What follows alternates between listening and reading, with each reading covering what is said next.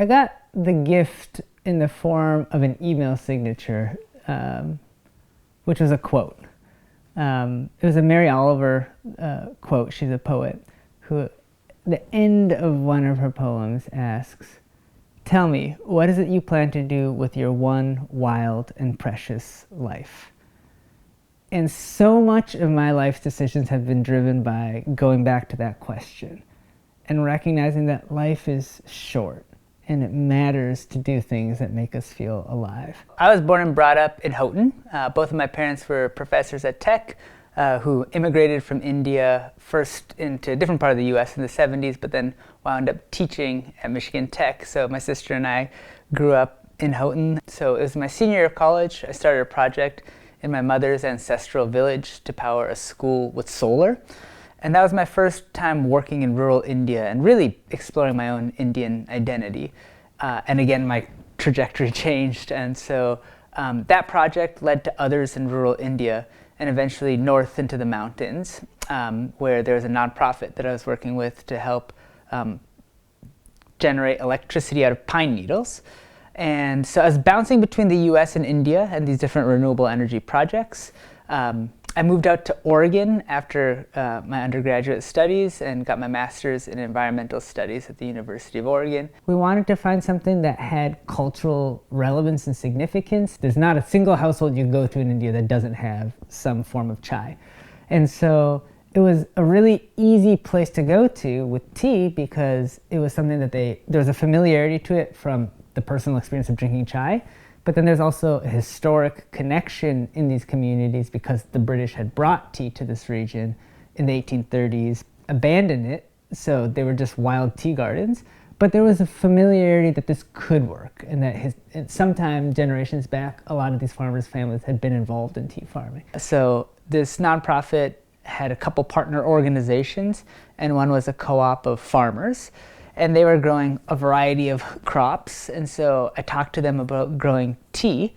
And they said that there had been a history of growing tea in the mountains. This is the northern Himalayas of India. But they said that we know the plant can grow.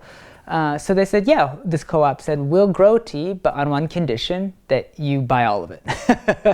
And so I started Young Mountain essentially with a promise to that farmer group that if they would grow tea, I'd start a company in the US to sell it. I started the company in 2013. Mitra, my wife, and I met in 2017, actually through tea. It was the night before the first Portland Tea Festival, and she had done all the branding work for the festival itself. And we were at this little tea pop-up event, and I was gushing because I was excited. We were vending at the first Portland Tea Festival in Oregon.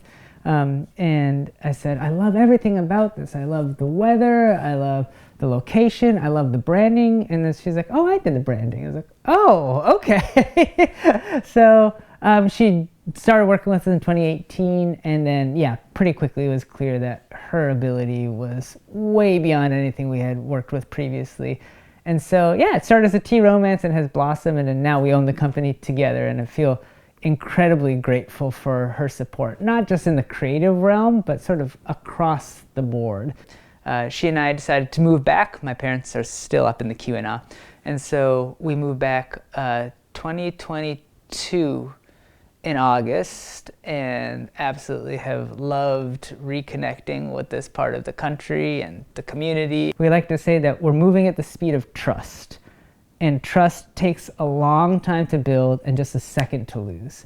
And so, yeah, that pacing of trying to get involved with creating social change has to be done really thoughtfully. And it's one of the most tricky but also rewarding parts of what we do. There's an unbelievable amount of talent and ambition and drive, but there's just not enough resources or opportunities or markets to help these communities translate these aspirations into realities. And so I saw that what I could do with my work and with my life is to create a bridge between these two cultures. So let's figure out what a positive, sustainable, long-term viable model looks like, one that centers on the farmer, and also that recognizes that ecosystems need to be actually thought about if you're growing food, and to view the food or the tea as a surplus of a healthy ecosystem as opposed to sort of something that gets extracted. We're setting up a processing facility right now that we co-own with a group of farmers in North India. The facility itself is designed to American and European food safety standards.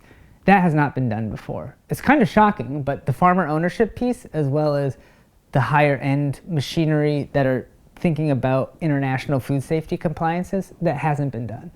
And so we've had a tremendous amount of interest even before the thing is up and running, which I felt really excited by because there's a need for it. All tea comes from the same plant. Black tea and green tea, white tea, matcha, pu'er. It's all the same leaf, grown in different soils and processed in different styles. But because the British were developing for their own market, which is cheap black tea, the full potential of Indian tea has never been explored. So our theory is that if we work with farmers to raise the quality of their teas, they can earn more by selling them at a higher price and then raise the quality of their life. And so this idea of empowerment of a post-colonial model, our approach is to say this can benefit the tea drinking experience. Even if you don't know any of the backstory, you're going to be drinking better teas. And that in itself, if we do it right, will drive the change. And that's why we're organized as a social enterprise or a for-profit business as opposed to a nonprofit. So our goal was to figure out how do you organize farmers, especially from my position living here in Marquette, Michigan, and this is the other side of the world.